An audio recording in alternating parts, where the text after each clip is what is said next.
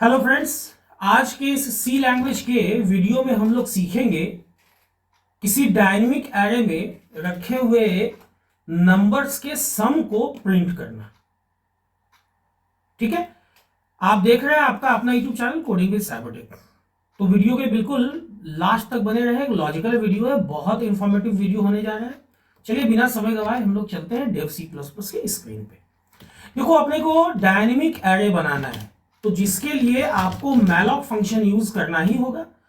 तो आप जब भी मैलॉक फंक्शन यूज करना चाहो तो या तो आप stdlib.h को इंक्लूड कर लो, या नहीं तो आप इसके जगह पर malloc.h फंक्शन को भी हेडर फाइल को भी इंक्लूड कर सकते हो।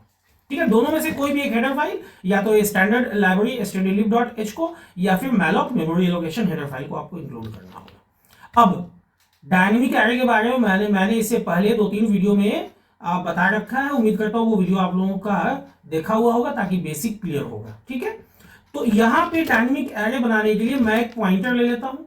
चलो, मैंने पॉइंटर का नाम ले लिया ptr, जिसमें फिलहाल मैं नल रख देता हूँ। Okay, comma. यूजर से अब पूछना होगा कि उसको कितना एलिमेंट रखना है। नंबर ऑफ एलिमेंट NOE मैं ले लेता हूँ, नंबर ऑफ एलिमेंट, ये एक वेरिएबल मैंने लिया, और एक i नाम का मैं वेरिएबल ले लेता हूं। किस लिए भाई? तो यूजर ये जो एरे चलेगा ना, उसके इंडेक्स को 0 से चलाने के लिए। ठीक है, अब यहां पे सबसे पहले मैं यूजर के लिए इंफॉर्मेशन देता हूं। यूजर से पूछ लेता हूं कि how many elements you have. ठीक है, ताकि एग्जैक्टली उतना ही पॉकेट रिजर्व हो, ताकि ना तो घटे नंबर ऑफ पॉकेट्स और ना तो बढ़े। यही तो डायनेमिक एरे की खूबी है। अब उसको मैं नंबर ऑफ एलिमेंट्स NOE में रख लेता हूं। अपने पास NOE में यूजर के इनपुट के हिसाब से जितना उसको एलिमेंट रखना है उसका वैल्यू आ गया। अगर 5 एलिमेंट चाहिए होगा तो NOE में 5 आ चुका होगा। अब मैं ptr में रखूंगा int एस्ट्रिक, ये एक्सप्लिसिट टाइप कास्ट करते हुए, मैलॉक फंक्शन का यूज करते हुए, अब size of int into NOE। इसका क्या मतलब हुआ कि भाई आप NOE में जो भी वैल्यू है, मतलब अगर मान लो यूजर ने कहा कि मुझे 5 एलिमेंट इंसर्ट करना है, एक उसके लिए एरे बनाओ, तो NOE में 5 होगा। तो 5 पॉकेट आप बनाओ, जहां एक पॉकेट का साइज क्या होगा, तो आप पूछ लो साइज ऑफ से कि int का साइज क्या होता है मशीन के हिसाब से। मुझे नहीं पता है, हो सकता है मैं 16 बिट के हिसाब से यहां पे लिख दूं 2 साइज ऑफ int की जगह, लेकिन आप उसको एग्जीक्यूट कराओ, अगला को उसको 32 बिट पे कराए, तो मैंने यहाँ पे क्या किया, चालाकी कर लिया, साइज ऑफ int यूज कर लिया। साइज ऑफ int मशीन के आर्किटेक्चर के हिसाब से साइज निकाल के दे देगा।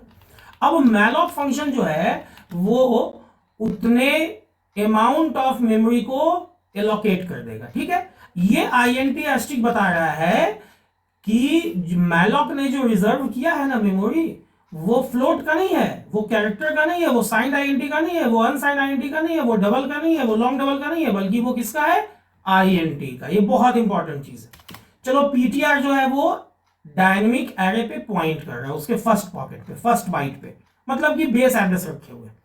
अब मुझे लूप चलाना होगा, loop to take input from user to fill the dynamic array, है ना, डायनेमिक एरे को फिल करने के लिए। अब किसी भी एरे का इंडेक्स 0 से शुरू होता है, मैंने इसीलिए i लिया था। i को मैं 0 से शुरू करूंगा और कहां तक चलाऊंगा, या तो less than equal to NOE -1 तक चला लो, या नहीं तो आप चाहो तो i को लेस देन NOE तक भी चला सकते हो, सेम चीज है। ठीक है, अब यूजर के लिए मैं मैसेज देता हूं printf से कि प्लीज इंटर एलिमेंट। एलिमेंट मतलब वैल्यू या डाटा, सेम चीज है। और scanf फंक्शन के मदद से %d का यूज करके, चूंकि int है, आप चाहो तो %i भी यूज कर सकते हो, मैं उसको रख लूंगा कहां, ptr+i में। यहां पे भी मैंने 4 तरीके से पिछले वीडियोस में कवर किया हुआ है कैसे रखना है। ठीक है, उसको भी आप लोग देख लेना। चलो, ये लूप चलने के बाद कम से कम ये हो जाएगा कि यूजर ने जितना एलिमेंट चाहा था उतना एलिमेंट तो खैर इंसर्ट हो गया है। अब आपको लूप चलाना होगा, लूप टू कंप्यूट द सम। लेकिन जब आप सम निकाल रहे हो तो क्या सम निकालने के लिए आपने कोई वेरिएबल लिया? नहीं लिया। चलो यहाँ पे एस नाम का एक वेरिएबल ले लेता हूं मैं, जिसमें 0 रख लेता हूं, क्योंकि मुझे सम निकालना है।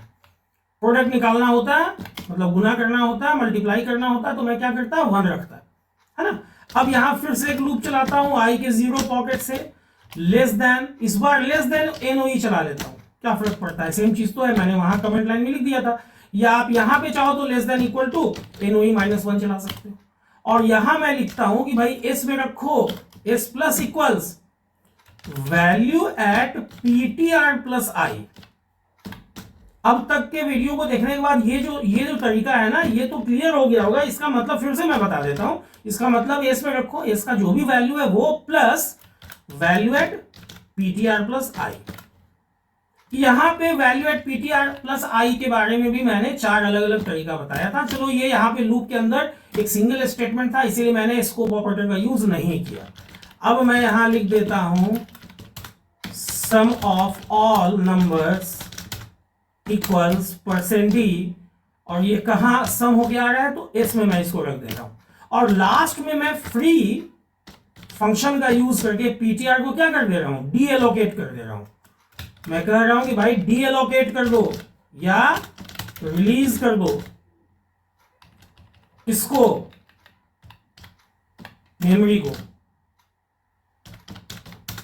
Consumed by the pointer PTR. Okay, अब देखो इसे मैं यहां से एग्जीक्यूट करा के आप लोगों को दिखाता हूं। पहले मैं सिंपली 2 नंबर के लिए आप लोगों को एक चेक करके दिखा देता हूं। ठीक है, 2 नंबर का सम निकालना भी आसान है ना, जल्दी से निकल जाएगा।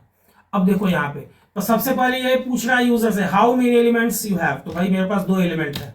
ठीक है, अब देखो ये मांगा, पहला एलिमेंट मान लो मैंने 5 डाला, दूसरा मैंने 8 डाला। सम क्या आना चाहिए? 13 आना चाहिए, 13 आना चाहिए। देखो सम क्या आ रहा है? 13 आ रहा है, सिंपल है।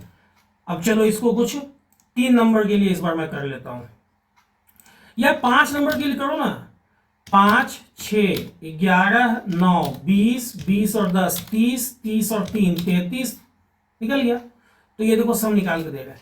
तो बहुत आसानी से ये काम आप सी के अंदर कर सकते हो। मैंने पार्ट बाय पार्ट एक एक लॉजिक को वेल कमेंटेड वे में लिखते हुए आप लोगों को समझाया है। तो उम्मीद करता हूं कि अब आप लोग भी बहुत आसानी से सी लैंग्वेज के अंदर एक डायनेमिक एरे को क्रिएट करते हुए, जहां पे उसका साइज का इनपुट आप यूजर से लोगे, लूप चला के उसको फिल कर लोगे, और उसके बाद बहुत आसानी से आप कैलकुलेट कर सकोगे, उसके बाद प्रिंट कर सकोगे सम ऑफ द नंबर्स।